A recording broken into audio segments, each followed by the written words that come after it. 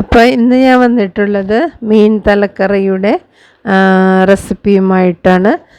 നല്ല വറുത്തരച്ച നല്ല അടിപൊളി കറിയാണിത്. അപ്പോൾ ഇതെങ്ങനെ ഉണ്ടാക്കണമെന്ന് നോക്കാം. ഇതിന് വേണ്ടിയിട്ട് 2 തലയാണ്, 2 സൈസ് മീനിൻ്റെ തലയാണ് കിട്ടിയിരിക്കുന്നത്. ഇത് കടയിൽ നിന്ന് തന്നെ ക്ലീൻ ചെയ്ത് തന്നിട്ടുള്ള തലയാണ്. അപ്പോൾ ഇതെങ്ങനെ വയ്ക്കണമെന്ന് നോക്കാം. ഇതിൻ്റെ കണ്ണ് കാണുമ്പോൾ തന്നെ അറിയാം 2 സൈസ് മീനിൻ്റെ തലയാണിത്. അപ്പോൾ അതിന് വേണ്ടിയിട്ട് ഞാൻ ഒരു ചെറിയ ഒരു തേങ്ങയാണ് എടുത്തേക്കണത്. ചെറിയൊരു ഇടത്തരം ഫുൾ തേങ്ങ, അതിൻ്റെ തേങ്ങയാണ് എടുത്തിരിക്കുന്നത്. അപ്പോൾ ഇത് നന്നായിട്ടൊന്ന് വറുത്തെടുക്കാം. അപ്പോൾ ആദ്യം കുറച്ച് നേരം തേങ്ങ ചൂടാവുന്നത് വരെയും ഒന്ന് വറുത്തെടുക്കണം. എന്നിട്ട് നന്നായിട്ട് തേങ്ങ ഒന്ന് ചൂടായി കഴിയുമ്പോൾ അതിലേക്ക് ഒരു നുള്ള ഉലുവ, ഒരു 1/4 ടീസ്പൂണോളം ഇടാം. പിന്നെ ഒരു 1/4 ടീസ്പൂണോളം പെരിഞ്ജീരകം ഒക്കെ ഇട്ട് കൊടുക്കാം. ഉലുവ ഇട്ട് കൊടുക്കണത് നല്ലതാണ്. ഇഷ്ടമുണ്ടെങ്കിൽ ഇട്ട് കൊടുത്താൽ മതി. തലക്കറി ആയതുകൊണ്ട് നല്ല മണമൊക്കെ ഉണ്ടാവും. അപ്പോൾ അത് മാറിക്കിട്ടാൻ നല്ലതാണ്. അതിലേക്ക് ഞാൻ ഉണക്കമുളകാണ് ഇട്ട് കൊടുക്കുന്നത്. പിന്നെ 1 ടേബിൾ സ്പൂൺ മല്ലി ഇട്ട് കൊടുക്കുന്നുണ്ട്. പിന്നെ ചുവന്നുള്ളി ഇഷ്ടമുള്ളവർക്ക് ഇടാം, എല്ലാവർക്കും ഇഷ്ടമാവില്ല. അപ്പോൾ ഞാനിവിടെ ചേർക്കാറുണ്ട്. പിന്നെ വെളുത്തുള്ളി, കറിവേപ്പില ഇതെല്ലാം ഇട്ടിട്ട് നന്നായിട്ടൊന്ന് വറുത്ത് കൊടുക്കുകയാണ്. ചെറിയ തീയിലിട്ട് വറുത്തെടുക്കുകയാണെങ്കിൽ നല്ല ടേസ്റ്റായിരിക്കും. അപ്പോൾ ഞാൻ പെട്ടെന്ന് ആവാൻ വേണ്ടിയിട്ട് തീ കൂട്ടിയിട്ടൊക്കെയാണ് വറുത്ത് കൊടുക്കുന്നത്. അപ്പോൾ ഏകദേശം ഈ ഒരു നിറമൊക്കെ ആവുമ്പോൾ നമുക്ക് തേങ്ങ അരച്ചെടുക്കാം. അപ്പോൾ ഞാനൊന്നും കൂടി ഡാർക്ക് കളറാവുന്നത് വരെയും ഒന്ന് വറുത്തെടുക്കുന്നുണ്ട്. അപ്പോൾ ചിലവരൊക്കെ ഈ കളറാവുമ്പോൾ തന്നെ തേങ്ങ അരച്ചെടുക്കും. അപ്പോൾ ഞാൻ കുറച്ചും കൂടി ഒന്ന് വറുത്തെടുക്കുകയാണ്. അപ്പോൾ നന്നായിട്ട് ഒരു ഡാർക്ക് കളറാവുന്നത് വരെ ഞാനൊന്ന് വറുത്തെടുത്തിട്ടുണ്ട്. അപ്പം നല്ല മൂത്ത തേങ്ങയൊക്കെ ഉണ്ടെങ്കിൽ ഇത്രയും വറുത്തെടുത്ത് കഴിയുമ്പോൾ അതിൽ നിന്ന് നന്നായിട്ട് വെളിച്ചെണ്ണയൊക്കെ ഊർന്ന് വരും. അപ്പോൾ ഇതധികം മൂക്കാത്ത തേങ്ങയാണ്. അപ്പോൾ മീഡിയം ഫ്ലെയിമിലിട്ട് വറുത്തെടുത്താലാണ് തേങ്ങയൊക്കെ നന്നായിട്ട് റോസ്റ്റായിട്ട് വെളിച്ചെണ്ണയൊക്കെ ഊർന്ന് വരുള്ളൂ. നല്ല മൂത്ത തേങ്ങ ആയിരിക്കണം. ഇനി ഇത് ചൂടാറാൻ വേണ്ടിയിട്ട് ഞാനൊരു പ്ലേറ്റിലേക്ക് ഇട്ട് കൊടുക്കുകയാണ്. അപ്പോൾ ഒന്ന് നിരത്തിയിട്ട് കൊടുക്കുക. അപ്പോൾ പെട്ടെന്ന് ചൂടാറി കിട്ടും. ചൂടാറിയതിന് ശേഷം നമുക്കിത് അരച്ചെടുക്കാം. അപ്പോൾ ഇത് നന്നായിട്ട് വറുത്തെടുത്ത തേങ്ങ ആയതുകൊണ്ട് മുളകൊക്കെ നന്നായിട്ട് വറുത്ത് കിട്ടിയിട്ടുണ്ട്. വട്ടം ഒടിച്ചിട്ട് നന്നായിട്ട് ഒടിഞ്ഞ് വരുന്നുണ്ട്. അപ്പോൾ ഇത്രയും ഡാർക്ക് നിറാവുന്നവരെ വറുക്കണമെന്നില്ല. ഇവിടെ ഞങ്ങൾക്ക് അങ്ങനെയാണ് ഇഷ്ടം, അതുകൊണ്ടാണ് ഇത്ര നന്നായിട്ട് വറുത്തെടുത്തത്. ഞാൻ ആദ്യം വെള്ളം ഒഴിക്കുന്നതിന് മുമ്പ് ഒന്ന് പൊടിച്ചെടുക്കുകയാണ്. അപ്പോൾ ഇതിൽ ഞാൻ മഞ്ഞൾപ്പൊടി ചേർത്തിട്ടില്ല. മിക്സിയുടെ ജാറിന് അടപ്പിന് ഗ്ലാസ് അടപ്പായതുകൊണ്ട് മഞ്ഞളിൻ്റെ നിറമൊക്കെ വരും. അതുകൊണ്ട് ഞാൻ കറിയിലേക്കാണ് ഇട്ട് കൊടുക്കുന്നത്. അപ്പോൾ ഇത് നന്നായിട്ട് ആദ്യം ഒന്ന് പൊടിച്ചെടുത്തിട്ടുണ്ട്. അപ്പോൾ വറുത്തെടുത്ത തേങ്ങ ആയതുകൊണ്ട് നല്ല തണുത്ത വെള്ളം വേണം ഒഴിച്ചു കൊടുക്കാനായിട്ട്. ജാറ് നന്നായിട്ട് ചൂടാവും. അപ്പോൾ ഒരു പകുതി ഭാഗം വരെ തേങ്ങ നന്നായിട്ട് പൊടിച്ചെടുത്തിട്ടുണ്ട്. ഇനി കുറച്ച് വെള്ളം ഒഴിച്ചിട്ട് കുറച്ച് നേരം ഒന്ന് അടിച്ചെടുത്താൽ മതി. അപ്പോൾ ഞാൻ ഫ്രീസറിൽ തണുക്കാൻ വേണ്ടി വെച്ച വെള്ളമാണ്. അപ്പോൾ അത് ഐസ് ക്രിസ്റ്റലൊക്കെ ആയി വന്നിട്ടുണ്ട്. അപ്പോൾ നല്ല തണുത്ത വെള്ളം ആണ് ഒഴിച്ചു കൊടുക്കേണ്ടത്.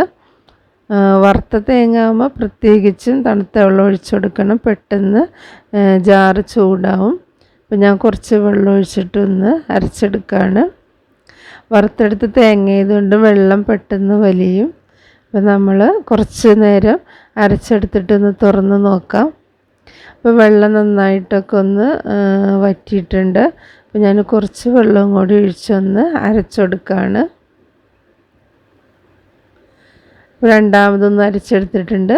അപ്പോൾ നല്ല ഫൈനായിട്ട് നല്ല സ്മൂത്തായിട്ട് തേങ്ങ അരച്ച് കിട്ടിയിട്ടുണ്ട്.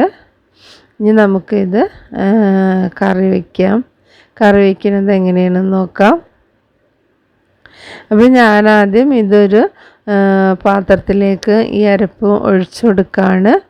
അതിലേക്കാണ് ബാക്കിയുള്ള ഇൻഗ്രീഡിയൻസൊക്കെ ഇട്ട് കൊടുക്കുന്നത്. ഇതിലേക്ക് ഞാൻ കുറച്ച് മഞ്ഞൾപ്പൊടി ചേർത്ത് കൊടുക്കുകയാണ്. നേരത്തെ മഞ്ഞൾപ്പൊടി ചേർത്തിട്ടുണ്ടായിരുന്നില്ല. ഇനി കാശ്മീരി മുളക് പൊടി വേണമെങ്കിൽ ചേർത്ത് കൊടുക്കാം കേട്ടോ. ഒരു കളറിന് വേണ്ടിയിട്ട് വേണമെങ്കിൽ ഇട്ട് കൊടുത്താൽ മതി. ഇതിലേക്ക് തക്കാളിയും ഇഞ്ചിയും കറിവേപ്പിലയും പച്ചമുളകൊക്കെ അരിഞ്ഞതൊന്ന് ഇട്ടെടുക്കുകയാണ്. അതിലേക്ക് കുടംപുളി ഞാൻ നന്നായിട്ട് കഴുകി വെള്ളത്തിൽ കുതിരാനിട്ടിട്ടുണ്ടായിരുന്നു. അപ്പോൾ അതും ആ വെള്ളത്തെ പാടൊന്ന് ഇട്ട് കൊടുക്കുകയാണ്. അതിലേക്ക് കുറച്ച് ഉപ്പും കൂടി ഇട്ട് കൊടുക്കുക. എന്നിട്ട് നന്നായിട്ടൊന്ന് മിക്സ് ചെയ്യണം.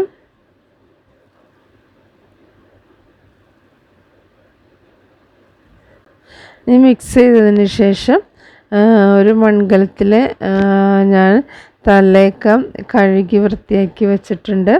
അതിൻ്റെ മുകളിലേക്കാണ് ഇനി അരപ്പ് ഒഴിച്ചു കൊടുക്കുന്നത്.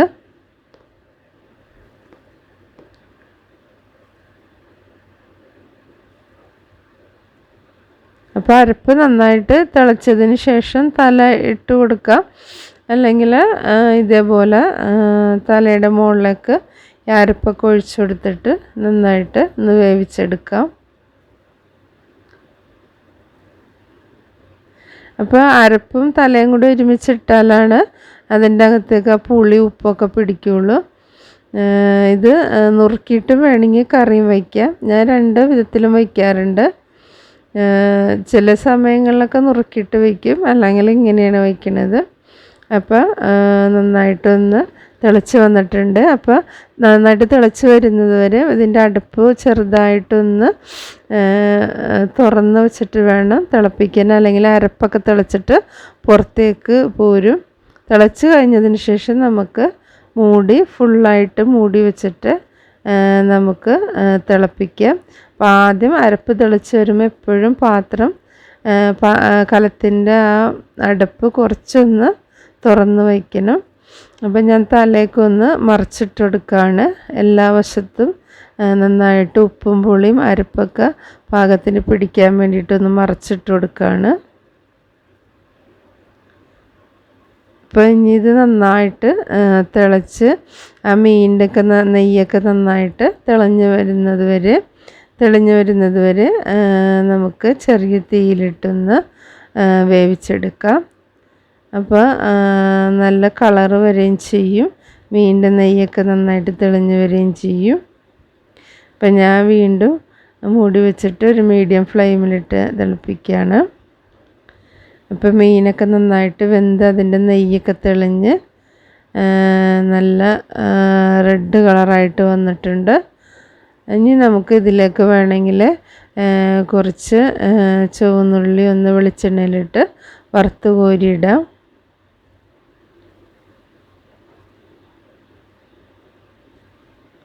അപ്പോൾ ഇത് ചൂടാറി കഴിയുമ്പോൾ ഇതിൻ്റെ ചാറൊക്കെ ഒന്നും കൂടി കുറുകി വരും. ഇനി ഞാൻ ഇതിലേക്ക് കുറച്ച് ഉള്ളി വറുത്ത് കോരിയിടാണ്. കടുക് ഇഷ്ടമുള്ളവർക്ക് കടുകും ഇട്ട് കൊടുക്കാം. അപ്പോൾ ഞാൻ കടുകൊന്നും ഇട്ട് കൊടുക്കണില്ല. പിന്നെ വേപ്പിലും വേണമെങ്കിൽ ഇട്ട് കൊടുക്കാം. ഇപ്പോൾ വേപ്പിലൊക്കെ നേരത്തെ 2 പ്രാവശ്യം ഇട്ട് കൊടുത്തതുകൊണ്ട് ഞാൻ വേപ്പിലൊന്നും ഇട്ട് കൊടുക്കണില്ല.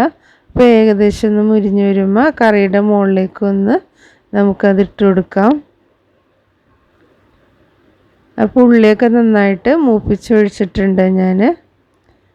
ഇനി നമുക്ക് ഇതൊരു പ്ലേറ്റിലേക്ക് മാറ്റാം. അപ്പോൾ ചാറൊക്കെ നന്നായിട്ട് ഒന്നുകൂടി കുറുകി വന്നിട്ടുണ്ട്. ഇപ്പോൾ നമുക്ക് ചോറിൻ്റെ കൂടെ വെള്ളയപ്പം, പാലപ്പം, പൊറോട്ട ഇതിൻ്റെ കൂടെയൊക്കെ കഴിക്കാൻ പറ്റിയ നല്ല അടിപൊളി തലക്കറിയാണിത്. അപ്പോൾ ഈ വീഡിയോ ഇഷ്ടമായെങ്കിൽ ഇതേപോലെ ഒന്ന് ട്രൈ ചെയ്ത് നോക്കാം.